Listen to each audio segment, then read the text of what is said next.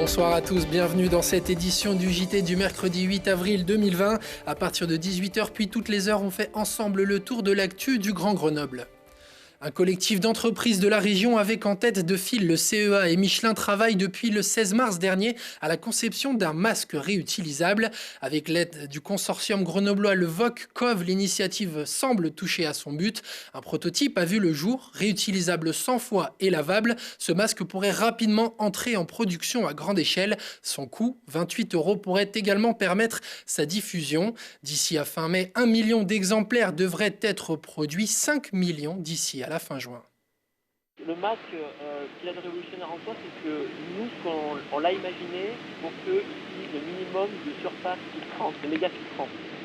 Parce que faire du masque et faire du plastique, c'est pas le problème. Par contre, les masques que vous avez actuellement, ce sont entièrement en textile. Et celui-là, en fait, on a voulu réduire la part du textile, donc ils sont entièrement en méga filtrant. Et là, on a voulu réduire la part du méga filtrant au maximum pour pouvoir en faire beaucoup plus avec le moins de quantité. Aujourd'hui, c'est quand même là le matériau qui manque actuellement. Il est sûr que nous, quand on a voulu développer le dispositif, on est parti avec ce qu'il y avait sur étagère. On n'allait pas inventer des choses nouvelles, des matériaux nouveaux. Donc voilà, donc du coup, on a pris des choses qui étaient relativement éprouvées et de façon industrielle, on a essayé de trouver des choses les moins chères possibles. Voilà. Et les plus efficaces. Le compromis efficacité-coût. 130 000 de ces masques sont déjà aujourd'hui réservés. Par ailleurs, un groupe de chercheurs grenoblois issus du CNRS et du CEA travaille au réemploi des masques FFP2 usagés. Plusieurs pistes sont actuellement testées afin de donner une deuxième vie sans risque à ces protections aujourd'hui cruellement utiles. Eux attendent chaque nouvelle allocution du président de la République avec impatience. Les commerçants sont toujours dans le flou concernant leur futur économique. Une question qui préoccupe forcément à l'heure des bilans. Des pistes sont avancées pour trouver des solutions de trésorerie. Nous avons recueilli le témoignage de Christian Hoffmann, président de La Belle Ville, le groupement des unions commerciales de Grenoble. Il s'avère qu'avec la ville de Grenoble et la métropole, on a eu une autre idée, c'était de monter une plateforme dédiée au petit commerce, une plateforme commerciale qui pourrait, si vous voulez, faire une avance de trésorerie sur les commerces qui sont aujourd'hui fermés.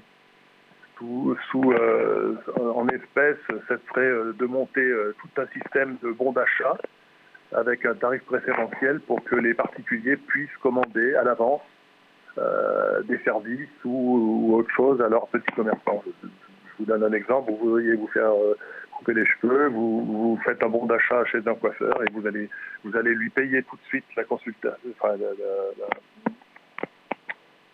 la prestation. Et cette prestation, moyennant un petit prix, vous la ferez le mois d'après. Alors, malgré les aides qui ont été promises et qui ont été votées par arrêté par rapport au chiffre d'affaires de 2019, il s'avère qu'aujourd'hui, il y a un nombre de commerces qui vont certainement mettre la clé sous la porte. Moi, je pense à tous ces gens qui ont du personnel, la restauration, des gens qui aujourd'hui ne travaillent pas et qui vont mettre du temps. C'est surtout ça, qui vont mettre du temps à reprendre les rênes de leur entreprise. Ça va être très compliqué. Il faudrait que l'État, j'ai vu que, comme en Allemagne d'ailleurs, j'ai vu qu'il y a eu des rassemblements de commerçants qui ont dit ce qui serait bien, c'est de pouvoir payer nos charges d'ici la fin de l'année. Peut-être que ça serait une solution, mais c'est vrai qu'aujourd'hui, il faut envisager beaucoup de pertes de commerce à la rentrée. Ça, c'est évident. Alors, si vous êtes commerçant et intéressé par la plateforme, toutes les informations sont à retrouver sur le site internet de La Belle Ville. Alors, pour l'heure, les chiffres fiables sont difficiles à trouver. À titre de comparaison, la CCI du Nord-Isère a tenté de faire un premier bilan en sondant ces entreprises. Sur 600 entreprises interrogées, 96% disent avoir ressenti un impact lié à la pandémie. Plus de 75% disent voir le chiffre d'affaires chuter d'au moins 20%.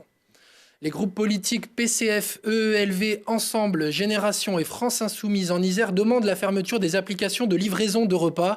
Dans un communiqué conjoint, les sections grenobloises accusent le gouvernement de maillot jaune de la propagation du virus. Au-delà du confinement, c'est le modèle social des employeurs qui est mis en cause. Les militants demandent l'interruption de cette activité, l'indemnisation des livreurs et la création d'un statut collectif permettant de les protéger au mieux. Nous l'apprenions ce mercredi matin, comme beaucoup d'événements culturels sur le territoire, le festival Magic Bus ne pourra pas avoir lieu du 14 au 16 mai prochain. Les organisateurs, via communiqué, mettent en avant la complexité entre le calendrier des artistes internationaux, l'équilibre financier fragile et les contraintes techniques pour envisager un report. Une fois la crise terminée, ils se pencheront donc sur l'organisation de l'édition 2021, une édition importante puisque ce sera la 20e pour le festival grenoblois. Pour lui, ce ne sera pas la 20e, mais presque. Christophe Tartari, historique hockeyeur des Brûleurs de Loup, rempile pour une 19e saison avec son club de toujours. À 35 ans, le Grenoblois, qui n'a défendu les couleurs que d'un club dans sa carrière, a encore faim de titre après une saison tronquée. Donc, je suis très heureux de continuer l'aventure avec les BDL pour la saison suivante. J'ai décidé de prolonger... Parce que j'ai toujours le goût de jouer, j'ai encore envie de challenge sportif et de vivre des émotions avec la famille BDL. Et qu'est-ce que j'attends de cette 19e saison encore de vivre de grandes émotions comme on a pu le vivre la saison précédente avec le titre et encore prendre un maximum de plaisir et profiter de chaque instant car c'est une grande chance de pouvoir jouer encore. Voilà, merci à tous et à très bientôt. Alors au rayon mercato, le club a aussi annoncé le départ de Vincent Cara, la prolongation de son gardien, le Tchèque Lukas Horak, mais aussi le retour de deux jeunes formés au club, Lucien Ono et Julien Munoz. Si l'opération 100 000 tulipes pour les enfants atteints de la maladie du cancer est annulée, la solidarité, elle, continue. Compte tenu du contexte actuel, le Lions Club de Grenoble Porte de France a mis en place une cagnotte en ligne sur la plateforme Litchi. Depuis près de 20 ans, l'opération 100 000 tulipes donne chaque année plus de 20 000 euros pour les enfants malades. Pour l'instant, le montant de la cagnotte s'élève à près de 4 500 euros, mais il reste 36 jours pour participer. Direction la Corée du Sud pour notre série Isérois de l'étranger. Ce soir, c'est Laurie, 23 ans, installée à Séoul depuis un an, qui nous partage son expérience dans ce pays qui a fait le pari de contenir le virus sans confinement. Le gouvernement coréen, il a pris les mesures nécessaires dès le début, au mois de janvier, avant même que le virus il arrive sur le territoire coréen, en fait. Donc, ce qui veut dire qu'on devait tous porter des masques dès le mois de janvier. C'était des masques des KF94, donc il y en avait pour toute la population. On devait aussi très souvent se laver les mains. Il y avait du gel antibactérien à disposition un peu de partout, que ça soit dans les transports en commun, dans les restaurants, par exemple, où à chaque fois qu'on rentrait dans un building, il y en avait toujours à disposition pour nous. Ils ont aussi voulu faire un dépistage massif de la population, ce qui veut dire que, pareil, à chaque fois qu'on rentrait dans un bâtiment, que ça soit un magasin ou autre chose, on était scanné par des caméras thermiques pour voir si on avait de la fièvre et ce genre de choses.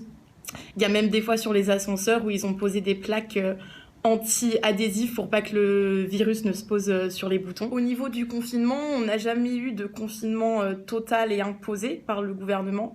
En fait, c'est le gouvernement qui nous a tout simplement conseillé de rester chez nous le plus possible et tout simplement d'éviter de sortir pour des choses futiles, ce que la population a bien respecté pour le coup. Il y a aussi beaucoup d'entreprises qui ont imposé le télétravail à leurs employés. Actuellement, la situation en Corée se stabilise beaucoup, donc même s'il y a encore beaucoup de business qui sont fermés, comme certains restaurants ou certains magasins, les gens recommencent de plus en plus à sortir, mais tout en restant quand même vigilants, parce que même si le nombre de nouveaux cas par jour est stable, on n'arrive quand même pas à le faire baisser au taux de 0. Et demain, c'est en Suède que nous irons prendre des nouvelles d'un autre Isérois. Ce jeudi, Télé Grenoble ouvre ses archives et rediffuse la première émission de son histoire, le G2 Direct, une émission enregistrée le jeudi 20 octobre 2005 depuis la place Victor Hugo à Grenoble. Vous y retrouverez quelques figures de la chaîne avec 15 ans de moins et de nombreuses personnalités grenobloises invitées à cette première en direct. On en regarde un petit extrait.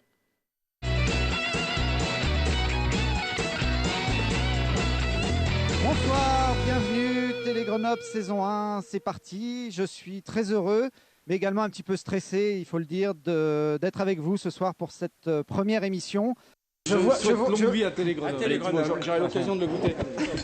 Normalement, on fait ça plutôt en fin d'émission, mais on va le faire tout de suite. On démarre tout de suite. Bon, on y va. Messieurs, votre santé à tous. Je me réjouis parce que une télé de plus, un média de plus, c'est plus de pluralisme, c'est plus de possibilités d'information sur la ville de Grenoble. Et ça, nous ne pouvons que nous en réjouir. Tu vas commencer ta revue de presse par un article qui nous concerne.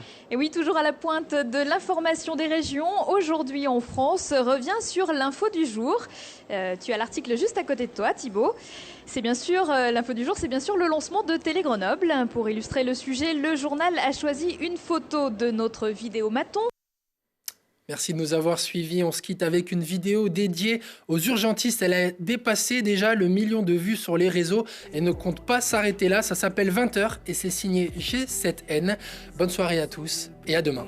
Ensemble on vaincra ce putain de Covid. Nos héros sont en blanc. Ce soir la France se souvient, vous acclame du balcon. Quand la lumière s'éteint, que la lune se cache, j'enfile ma blouse blanche, direction les urgences, le monde est dans l'attente.